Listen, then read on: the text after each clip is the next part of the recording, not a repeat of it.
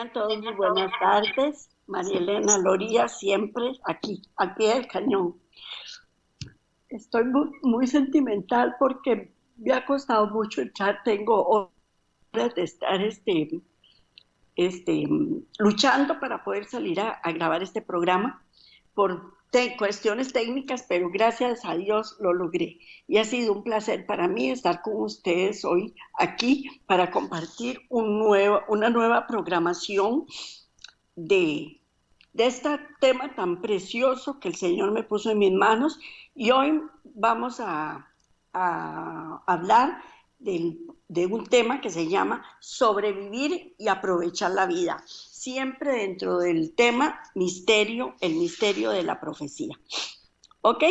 Bueno, antes vamos a elevar una plegaria al Señor de agradecimiento porque la verdad es que he tenido muchos contratiempos técnicos para poder llegar hasta ustedes, pero al final de cuentas, gracias a Dios, lo logré. Amantísimo Padre Celestial, te damos gracias por todas las bendiciones que nos das, por el camino recorrido, por las piedras de tropiezo que se obstaculizan nuestro crecimiento, nuestro desarrollo, nuestra vida en general, pero tenemos que sobrevivir y aprovechar la vida. Y ese era el tema para hoy, y hoy tenía yo que sobrevivir y aprovechar la vida para poder traerles a ustedes este programa tan precioso.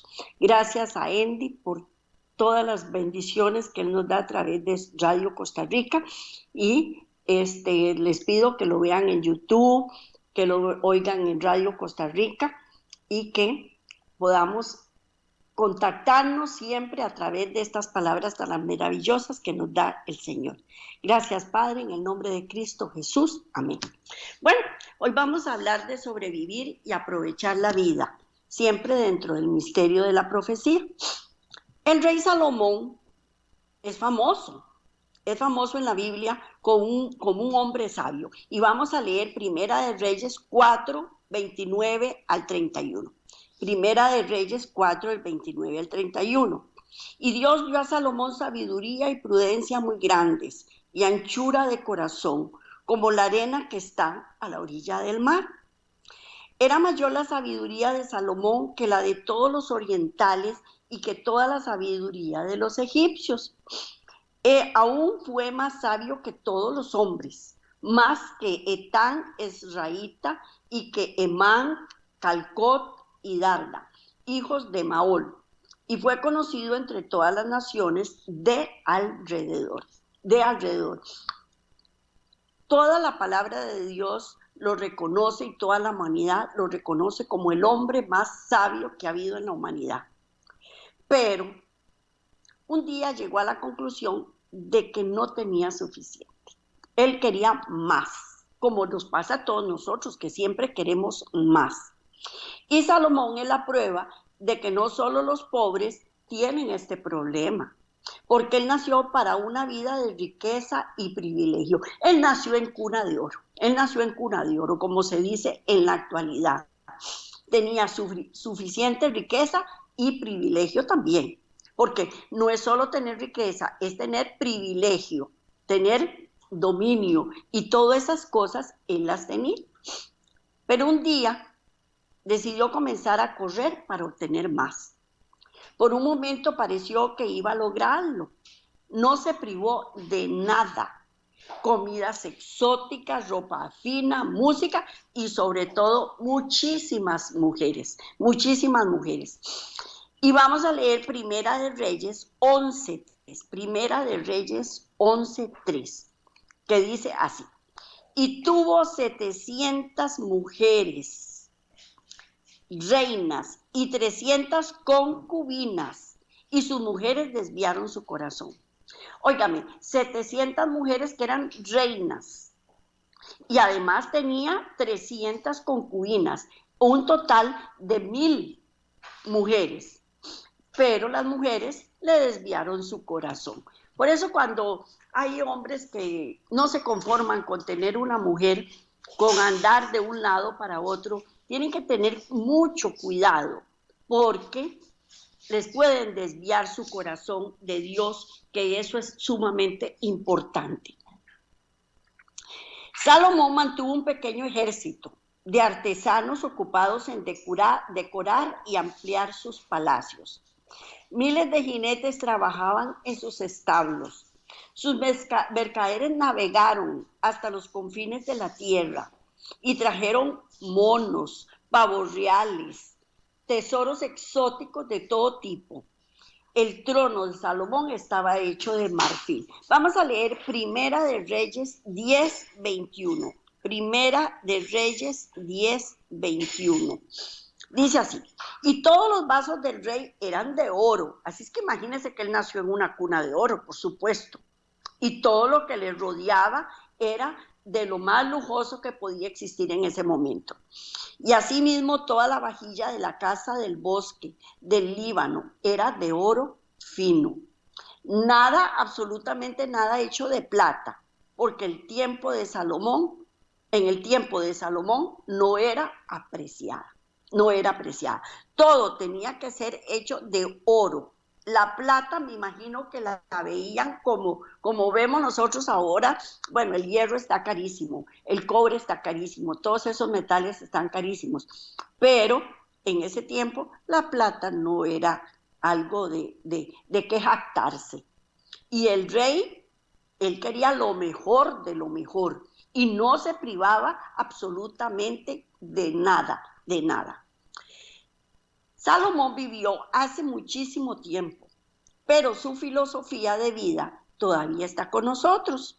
Millones que nunca han oído hablar del hedonismo viven como Salomón, según los principios de esta antigua filosofía que hacía del placer el valor supremo de la vida. ¿Qué es el hedonismo? Es hacer de mi vida sacar de mi vida el máximo placer, el máximo provecho. Ese era Salomón. Él sacaba de la vida el máximo provecho, la máxima complacencia para su persona, para su persona. Pero hay una diferencia importante entre Salomón y muchos de la actualidad que buscan los placeres en nuestro tiempo. Salomón tenía una base de comparación, porque él había conocido una vida diferente. Él había vivido en algún otro tiempo basado en valores radicalmente diferentes. Y una y otra vez, mientras el vino fluía, mientras la música sonaba y las mujeres se arremolinaban y bailaban, se presentaba ante él como una visión el recuerdo de las escenas de su infancia. Hay una palabra que dice instruye al niño en su camino y nunca se apartará de él. Podrán dar recodos, podrán irse de un lado para otro, pero al final van a terminar haciendo lo que en su infancia se les enseñó. Y este era Salomón. A él, el papá, le había enseñado a amar a Dios, a obedecer a Dios, a complacer a Dios. Pero él, como todos y muchos jóvenes, hijos de pastores, hijos de gente que ama a Dios verdaderamente, tienden a esquivar, a deslizarse por otro lado de no seguir eso que el papá les enseñó. Pero al final de cuentas terminan reconociendo que el papá lo que les había enseñado o la mamá era lo mejor, era lo mejor. Y eso marcó la diferencia entre Salomón y muchos en la actualidad que quieren vivir en plena complacencia. Durante mucho tiempo vivió en la negación, sofocando las voces y tratando de hacer desaparecer la visión que él tenía grabada en su mente. Pero finalmente llegó el momento en que la negación ya no funcionó para Salomón. Y ese fue el día en que se sentó y admitió para sí que a pesar de su desesperada búsqueda, la felicidad era tan elusiva, tan lejana como siempre. Entonces, me digo a mí misma como madre de familia y teniendo hijos que tal vez estén apartados un poco de Dios, y así somos muchos los padres que tenemos hijos que viven apartados de Dios, que no hay que claudicar, no hay que claudicar, hay que seguir adelante, orando, doblando rodillas, porque al igual que Salomón, ellos algún día van a volver a los caminos del Señor. Pues bueno, fue entonces cuando Salomón llegó a su segunda conclusión y escribió Eclesiastés 1:14. Eclesiastés 1:14. Dice así: miré todas las obras que se hacen debajo del sol, y aquí todo ello es vanidad y aflicción de espíritu. Repito, miré todas las obras que se hacen debajo del sol, y aquí todo ello es vanidad y aflicción de espíritu. ¿Cuánta aflicción de espíritu tenemos nosotros porque no nos funciona la refrigeradora, la lavadora, la cocina, el microondas, nos cortaron el agua, la luz, el teléfono, se nos rompieron los zapatos? O todo lo que hacemos con nuestras propias manos o con nuestro propio dinero. Y nos damos cuenta que la felicidad no dura para siempre. Y es tan lejana como siempre. Y entonces Salomón llega a esta conclusión al escribir el libro de Eclesiastés. Miró hacia atrás y dictó el veredicto sobre todos esos años desperdiciados. Él dice que todo fue absurdo, absurdo. Otras traducciones de la misma palabra hebrea dice que todo era vanidad, inútil, una vida de vacío, y agregar que era como correr tras el viento. Hay otra filosofía hoy que hace eco de la segunda conclusión de Salomón. Se llama nihilismo. Nihilismo. El nombre proviene de la palabra latina nada. El nihilismo es la idea de que nada tiene sentido. Esos son el otro extremo de las personas. No me importa, eso no tiene sentido. Para mí eso no es importante, no me interesa. No hay nada que creer, nada que esperar, ningún sentido, ninguna conclusión lógica, ningún propósito o objetivo en la vida. Son los dos extremos. Uno que a todo le da importancia, pero todo es para satisfacción propia, y el otro que todo me importa un comino. La vida como creación divina da a cada persona un propósito y una razón de existir. Pero muchos piensan que la vida es fruto del azar, el resultado aleatorio de un proceso evolutivo. Esto no es novedad. El naturalismo insiste en que la única realidad, absolutamente, lo único que existe es el mundo físico. Si no puedo verlo, medirlo, detectarlo, palparlo de alguna manera o explicarlo por una ley natural, no existe y nunca sucedió. Es otro sentimiento que hay en la actualidad. Otros naturalistas piensan que la vida es un estrecho valle entre los picos fríos y estériles de las dos eternidades. Nos esforzamos en vano para mirar más allá de las alturas. Toda esperanza que el naturalista pueda tener de un futuro mejor se basa en un proceso de cambio impredecible a través de millones de años de evolución. E incluso esta esperanza se está desvaneciendo hoy día, porque el medio ambiente, que es una fuerza motriz detrás de la evolución, lejos de alentarnos, nos está hundiendo en el desastre. Es obvio que para cualquier persona que nuestro mundo está en un gran problema. Estamos metidos en un gran problema y nos dirigimos rápidamente hacia la autodestrucción debido a la superpoblación del planeta, la destrucción de la naturaleza, la contaminación de los alimentos, el aire y el agua, el cambio climático, etc. Estas personas también son derrotistas, derrotistas. Entonces, unos naturalistas piensan que nada existe, si no lo puedo tocar, si no lo puedo ver, si no lo puedo medir, no existe. Y otros dicen que todo lo que existe es un caos, que se está desboronando el planeta. Así vemos las diferentes formas de pensar de todas las personas. Y no es difícil entender por qué el nihilismo, la filosofía de la desesperanza, está ganando terreno. Millones hoy viven convencidos de que no hay mañana. Al igual que Salomón en su primera fase, buscan la felicidad a través del placer y no la encuentran, pero no entienden otro lugar al que acudir. Cuando uno está sin Dios, no tiene a quién acudir. Todo es nada, porque sin Dios todo es nada. Y las cosas no funcionan si no estamos con Dios. Ante la aproximación del fin de su vida, Salomón miró hacia alrededor y examinó los resultados de su falsa conclusión. Se dio cuenta de que no había forma de retroceder el reloj, ni de recuperar los años desperdiciados. Todos, absolutamente todos, hemos desperdiciado años de nuestra vida.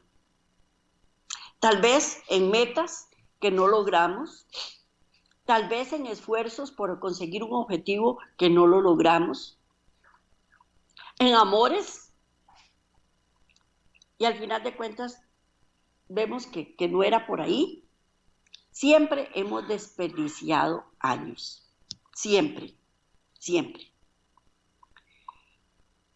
Pero, de nuevo, Salomón no era como los filósofos modernos.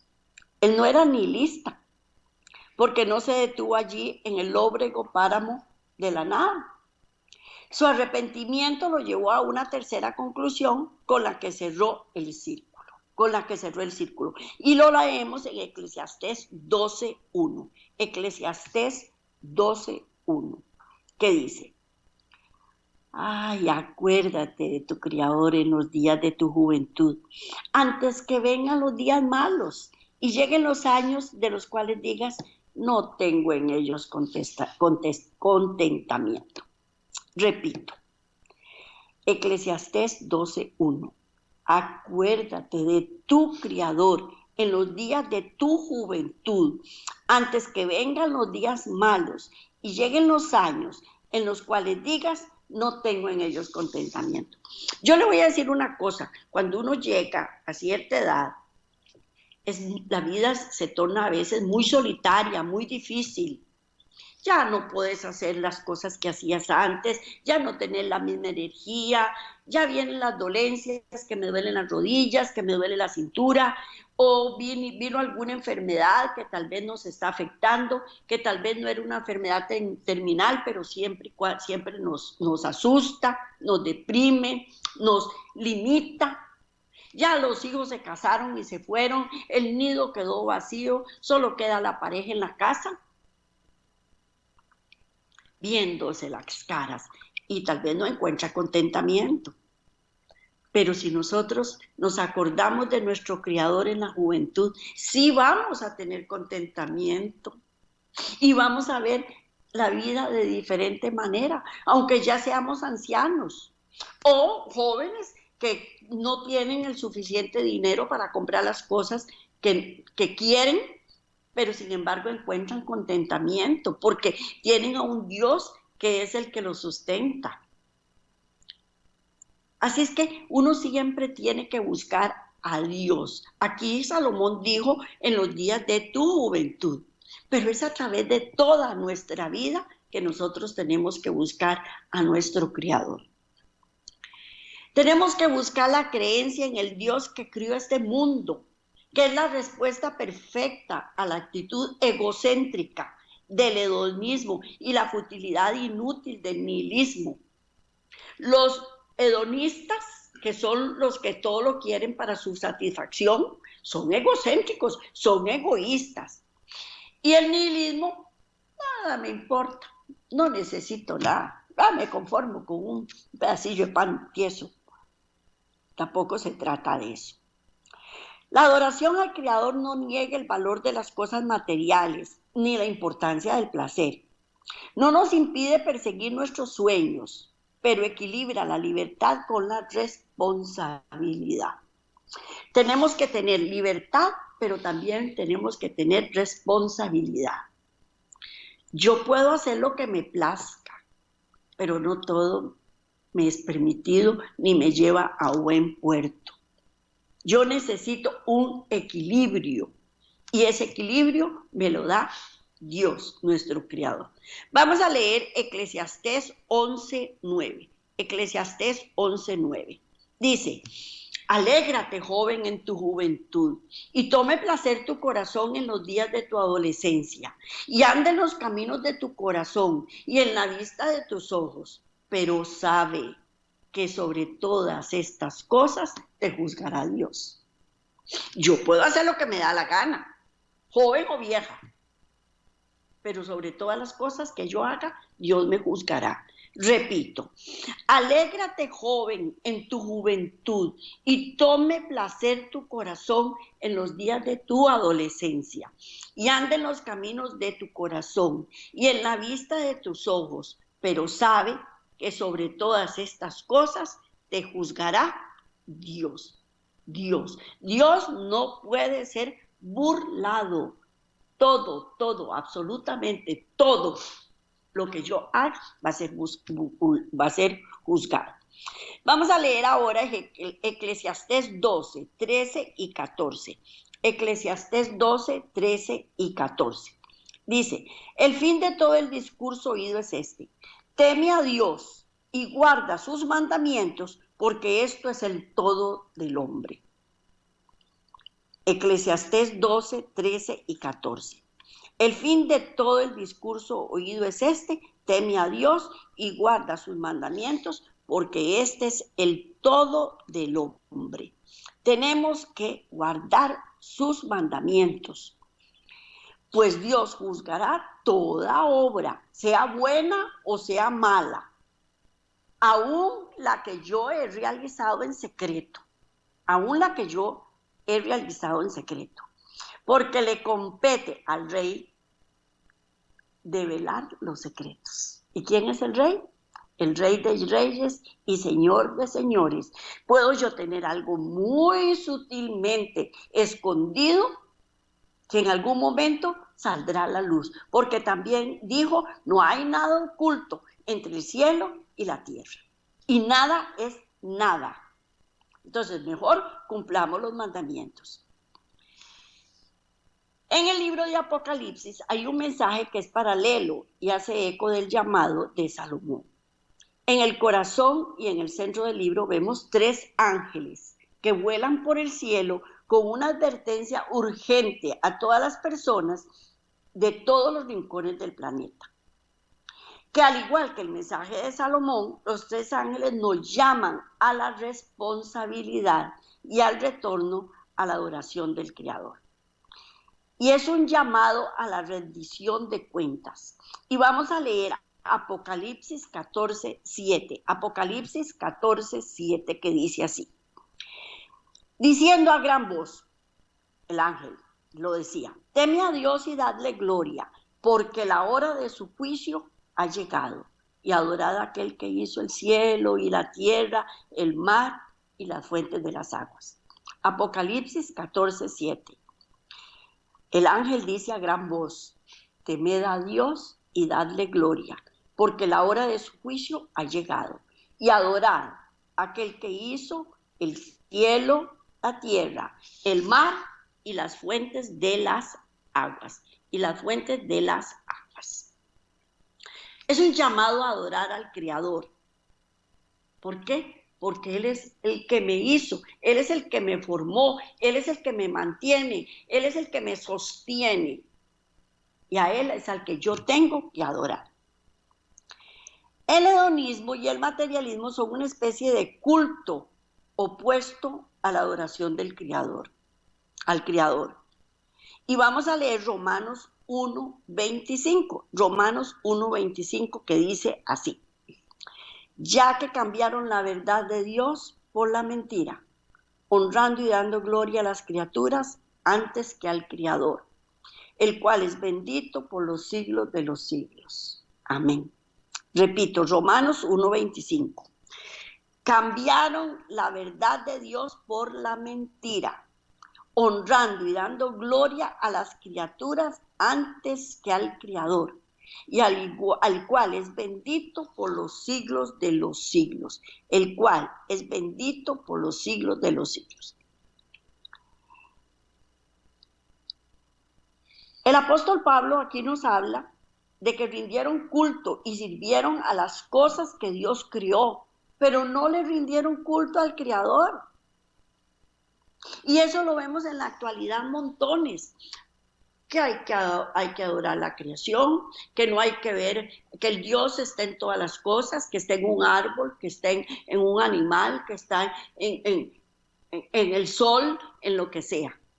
Y no, hay que adorar al Creador, al que hizo las plantas, al que hizo los animales, al que hizo el cielo, la tierra y todo lo que en él hay.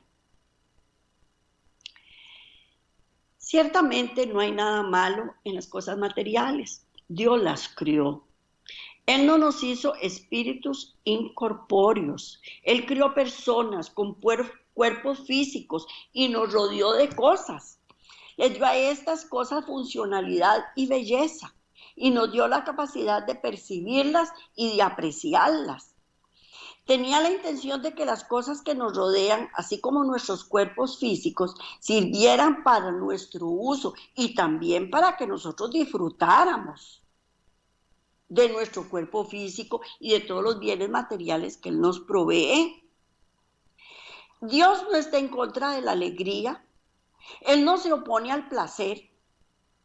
La adoración al Creador conduce a una mejor y más intensa apreciación de las cosas porque reconocemos que Dios las hizo.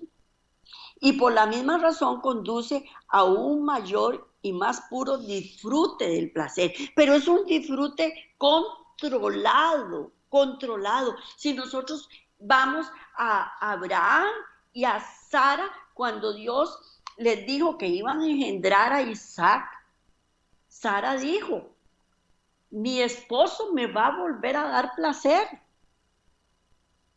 Es bueno disfrutar de ese placer, pero con límites, con ciertos límites, sin olvidarnos de Dios. La Biblia dice que durante 6 días Dios mismo trabajó con las cosas, trayéndolas a la existencia y estableciendo su orden, su propósito y su funcionalidad. Luego se detuvo, descansó, reflexionó, se regocijó en lo que había hecho. Porque si nosotros vamos a Génesis, dijo, hizo las 2 lumbreras, la de la día y la de la noche, y vio que era bueno. Creó las plantas y vio que era bueno. Creó los animales y vio que era bueno. Él disfrutaba de las cosas que él hacía. Y al hacer esto, estableció un patrón de vida, montando en la misma estructura de nuestro ser, se encuentra este ciclo de 7 días. Este ciclo de 7 días fue puesto por Dios, no fue puesto por ningún hombre. Y montando en la misma estructura de nuestro ser, se encuentra este ciclo de 7 días. Está inmerso en mí el ciclo de 7 días. Cuando durante la Revolución Francesa se alteró el ciclo semanal y se estableció una semana de 10 días, la productividad laboral disminuyó drásticamente. Las personas comenzaron a alterarse, a sentirse nerviosas y a sufrir en su salud las consecuencias de violar las leyes esenciales de su ser. Se ha comprobado científicamente que si hay, por ejemplo, hay 2 grupos. Uno se pone a trabajar 3, 4, 5 semanas seguidas sin parar, y otro se pone a trabajar semana, 10 descanso, semana, 10 descanso. Y hay más productividad o mejor producción en los que descansan que en los que no descansan. ¿Por qué? Porque eso está inmerso en mi ser. ¿Por qué? Porque Dios lo puso ahí, no porque me plació a mí. Entonces, si yo no lo hago, me altero, me siento nerviosa, me siento cansada, me siento estresada, estoy irritable y tengo un montón de sentimientos en conflicto.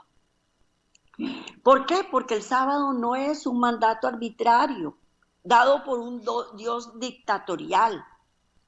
Es un principio de vida escrito en cada nervio, en cada tejido de nuestro cuerpo.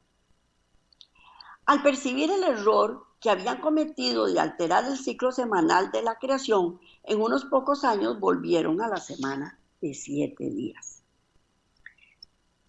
Durante 6 días debemos trabajar con las cosas que Dios ha creado.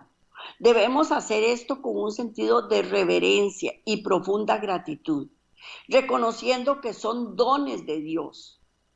Debemos usar las cosas respetuosamente, cuidadosamente, razonablemente también.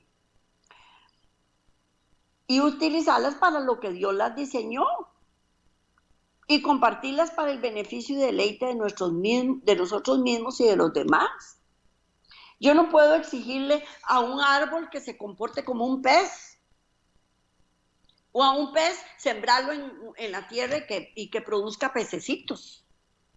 O a decirle a un palo de limón que me tiene que dar aguacates. No puedo. Dios los hizo así y para eso tienen que funcionar. Pero para mantener todo esto en equilibrio, Él nos llama de hecho y nos ordena adorarlo a Él, descansando en el 7º día. Él nos pide que lo adoremos en el 7º día y que descansemos también. El sábado está diseñado para traernos de regreso a la realidad. Y nos dice, vamos a ver qué nos dice. Vamos a leer Eclesiastés 12:14. El Eclesiastés 12:14. Espérese para ver. No lo puse. Así. Eclesiastés 12, 13 y 14. Bueno, ya lo habíamos leído.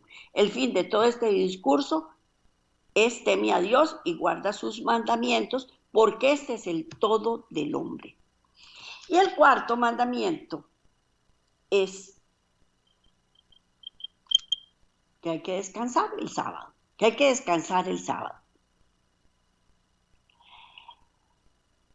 Y el Señor nos pide, no te olvides de dónde viene todo esto. Recuerda que el sol no se levanta y las flores no se abren a tus órdenes. Yo no le puedo decir al sol salga ya o no salga, o a las plantas crezca ya. Eso solo lo da el Dios. Cuando dejo de trabajar 24 horas, notarás que el mundo no se detiene. Yo dejé de trabajar y el mundo no se detuvo. El mundo siguió. No depende de nosotros y no se nos pide trabajar hasta quedar exhausto los 7 días de la semana. No corras en la vida con frenesí agitado. No cometas el error de Salomón. Reconoce cuán absurdo es adorar las cosas. Usa las cosas que Dios ha hecho. No te abstengas de nada bueno. Pero nunca, nunca, nunca te olvides de que darás de cuenta de todo esto. Pues Dios nos juzgará por cada cosa que hagamos, sea bueno o sea malo. Yo, como les dije, puedo hacer lo que me dé la gana. Y como decía un refrán que dice, me llevo entre las patas a quien sea. Pero de todo eso, yo tengo que darle cuentas a Dios. Y si tomo el sábado también para mí, estoy cometiendo el pecado de Salomón. Estoy reclamando derechos de propiedad que no me pertenecen. Estoy declarando que ya no soy un administrador, sino que soy un propietario. Que no me debo a nadie más que a mí mismo por las cosas buenas que me rodean. Estoy diciendo, muévete, Dios. Estoy en el asiento del conductor ahora. Todo, hasta mi cuerpo, es mío. No debo lealtad ni gratitud a nadie más que a mí mismo. Más que a mí mismo. Y eso no puede ser. Esas personas que dicen, mi cuerpo es mío y yo hago con mi cuerpo lo que a mí me da la gana. No, señor, no es cierto. Su cuerpo no es suyo, su cuerpo le pertenece al Señor. Y en cualquier momento se lo puede quitar. Entonces, cuando estamos enfermos y ya vemos que nos van a quitar el cuerpito que tenemos, que es el único que tenemos, entonces estamos llorando y clamándole al Señor que nos dé un poco más de vida. Y hemos destruido nosotros mismos nuestro cuerpo. El hombre sabio que se convirtió en necio, finalmente logró la mayor sabiduría de todas. Cuando escribió, vamos a ver qué escribió, vamos a Eclesiastés 12:1. Eclesiastés 12:1, no lo puse. Espérense para ver. Bueno, vamos a ver qué nos dice Eclesiastés 12:1. Vamos a buscarlo en la palabra, que aquí la tenemos a la mano. Siempre se me queda algún otro, alguno que otro versículo sin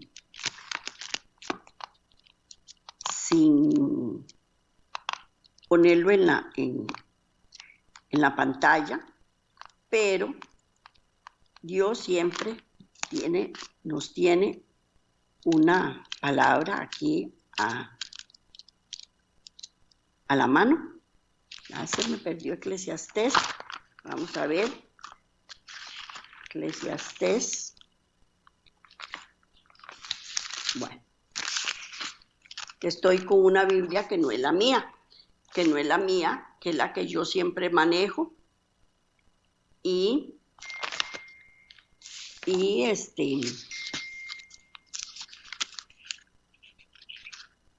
siempre me confundo un poco porque Eclesiastés 12:1. 12:1 dice, acuérdate de tu Criador, ya lo habíamos leído, acuérdate de tu Criador en los días de tu juventud, antes que vengan los días malos y lleguen los años de los cuales digas, no tengo en ellos contemplamiento. No tengo en ellos completamiento. Recuerda a tu Criador ahora, aun cuando era joven, aun cuando era joven. No dejes de disfrutar las cosas buenas que Él te ha dado. Utilízalas con reverencia y respeto, recordando que un día rendirás cuentas. Este mensaje de Salomón es el mensaje de los 3 ángeles y es el mensaje del sábado. Bueno, pero ahora vamos a ver las principales dudas acerca del día de oración. ¿Nos dice la Biblia que todos los días son iguales? Vamos a leer Romanos 14:5. Romanos 14:5. María Elena. No lo puso, tampoco. Romanos 14:5. Romanos 14:5 dice, vamos a ver qué nos dice Romanos 14:5. Dice, uno hace diferencia entre un día y otro. Otro juzga iguales todos los días. Cada uno esté plenamente seguro en su propia mente. Repito, uno hace diferencia entre un día y otro juzga iguales todos los días. Eso depende de la persona. Unos dicen que todos los días son de 24 horas, no hay ningún problema. Y otros dicen que son diferentes. Y vamos a leer Génesis 2 del 1 al 3. Génesis 2 del 1 al 3, que dice así. Génesis 2 del 1 al 3. Fueron pues acabados los cielos y la tierra y todo el ejército de ellos. Y acabó Dios en el día 7º la obra que hizo. Y reposó el día 7º de toda la obra que hizo. Y bendijo Dios el día 7º y lo santificó, porque en él reposó de toda la obra que había hecho. Entonces, primero, bendijo el día 7º. Segundo, santificó el día 7º.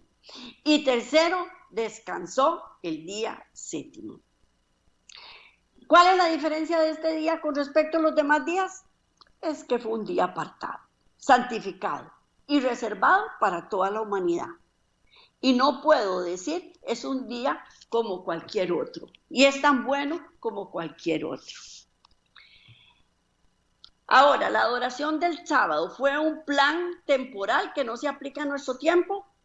El sábado es el corazón de los 10 mandamientos, junto con el resto de la ley. Fue expresado por la voz de Dios en el monte Sinaí y fue escrito por el dedo de Dios en tablas de piedra. Así es que no es temporal, porque todo lo que Dios hace es eterno. Este no fue el comienzo de la observancia del sábado. Al comienzo de la historia humana, en el momento en que Dios terminó de crear la tierra, bendijo el séptimo día y lo apartó para la humanidad, como regalo para cada descendiente de Adán y Eva.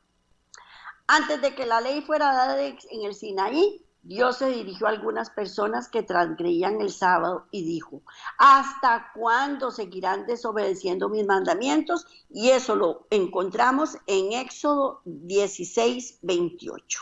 Dijo Jehová a Moisés: ¿hasta cuándo queréis guardar mis mandamientos y mis leyes? Eso fue antes de entregar las leyes en el Sinaí.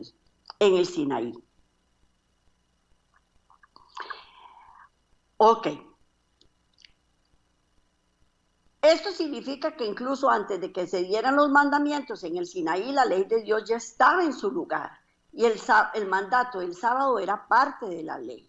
Éxodo 28. Acuérdate del día de reposo para santificarlo. Éxodo 28. Acuérdate del día de reposo para santificarlo. Dios estaba mirando hacia el futuro. Sabía que a través del tiempo Satanás alejaría a las personas de la observancia del sábado bíblico. El sábado es el día del Señor. Isaías 56, 6 y 7. Isaías 56, 6 y 7. Y los hijos de los extranjeros que sigan a Jehová para servirle y que amen el nombre de Jehová para ser sus siervos, y todos los que guarden el día de reposo para no profanarlo y abracen mi pacto, yo los llevaré a mi santo monte y los recrearé en mi casa de oración. Sus holocaustos y sus sacrificios serán aceptos sobre mi altar, porque mi casa será llamada casa de oración para todos los pueblos, para todos los pueblos. El sábado no comenzó con los 10 mandamientos que fueron entregados al pueblo en el monte Sinaí. Comenzó con la creación del mundo. Por eso Jesús dijo en Marcos 2:27. Marcos 2:27. El día de reposo fue hecho por causa del hombre y no el hombre por causa del reposo. El sábado no fue hecho solamente para los judíos, sino para toda la humanidad. Si fuera guardado debidamente, no habría ateos. Sentiríamos que somos parte de una familia creada para vivir en paz y armonía con nuestro Creador.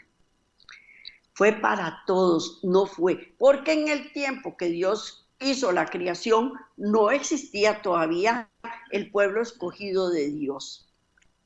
Y Él dio el sábado para todos. Lucas 4:16. Lucas 4:16, tampoco lo puse, vamos a ver.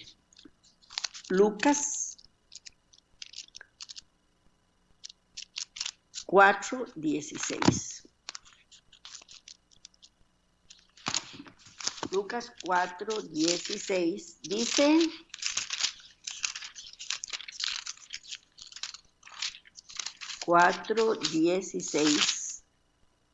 dice: y vino a Nazaret, donde había sido criado, y entró el día sábado en la sinagoga conforme a su costumbre, y se levantó a leer. ¿Quién hizo eso? Jesús. Jesús fue a Nazaret, donde él se había criado, era un día sábado, y fue a la sinagoga. ¿Por qué? Porque esa era la ley de Dios, y él cumplió con la ley de Dios. Mateo 5:17. Mateo 5:17. No penséis que he venido para abrogar la ley de Dios o los profetas. No he venido para abrogar, sino para cumplir. Él no vino a anular la ley de Dios. Él vino a cumplirla. No es legalismo. No se gana la salvación con la observancia del sábado. Es un signo de salvación por la fe. Porque cuando descansamos en sábado decimos, nuestra salvación depende de Jesús. Descansamos en tu gracia. O sea, el sábado es un símbolo de descanso.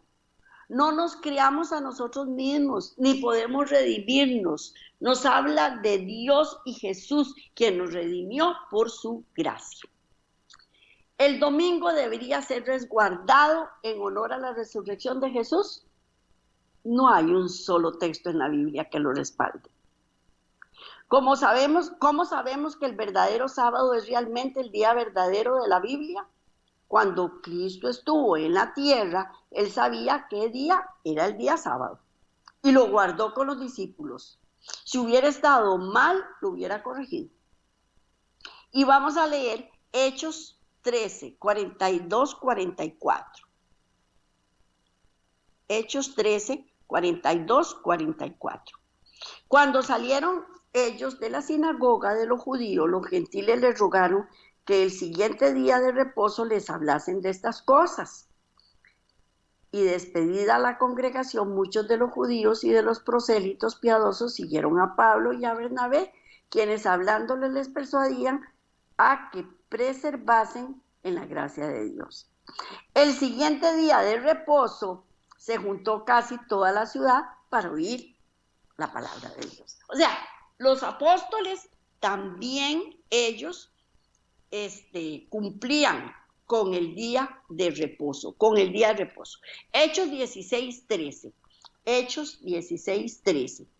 Dice, y juntos, y un día de reposo, salimos fuera de la puerta junto al río, donde solía hacerse la oración, y sentándonos hablábamos a las mujeres que se habían reunido. O sea, ellos estaban muy claros cuál es el día de reposo. Y Apocalipsis 14, 12 dice, aquí está la paciencia de los santos, los que guardan los mandamientos de Dios y la fe de Jesús.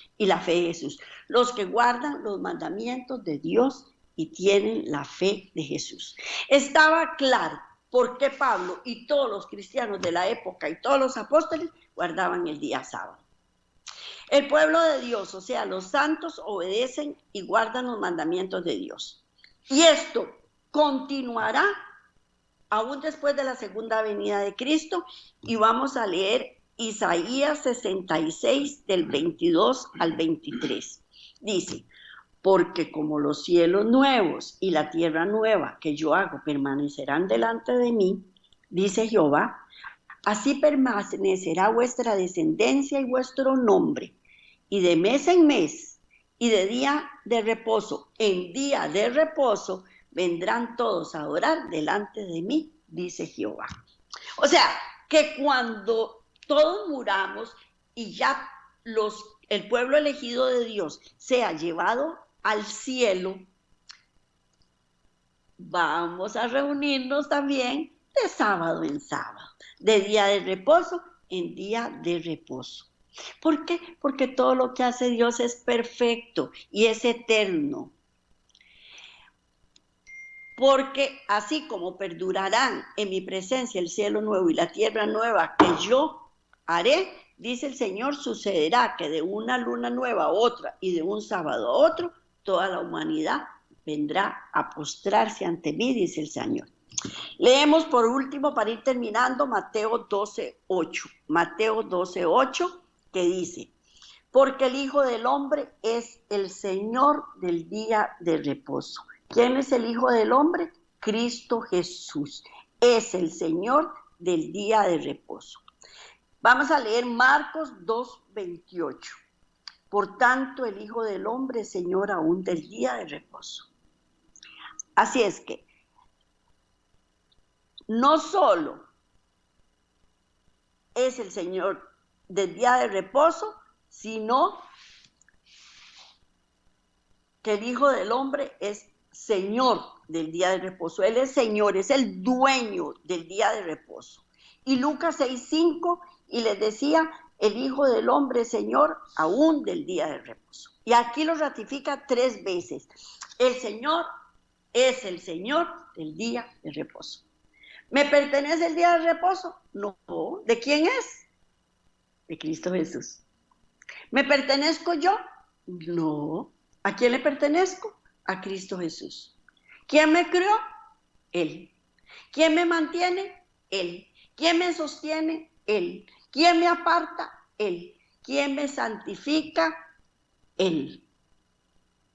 Él es el que me da todo, absolutamente todo. Él es el dueño de mi persona. ¿Debo disfrutar de la vida? Sí.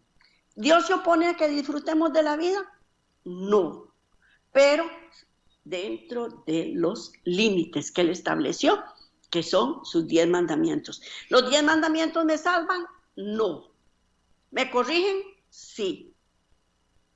¿Me guían? También. ¿Me dicen qué es lo que tengo que hacer y qué es lo que no tengo que hacer? También. Y en Él tenemos que basarnos y en Él tenemos que fundarnos y fundamentarnos. Bueno, este es el tema que les traje para hoy con mucho amor. Ustedes no tienen idea del amor tan grande que siento, primero que todo por mi Señor y por todos ustedes. Y ha sido un placer para mí poder transmitirles este programa de hoy más que nunca, porque he tenido trabas tecnológicas increíbles, pero gracias a Dios lo conseguimos con la ayuda de Dios. Que el Señor me los bendiga grandemente. Nos vemos la próxima semana, si Dios lo permite. Un beso y un abrazo para todos. Bendiciones.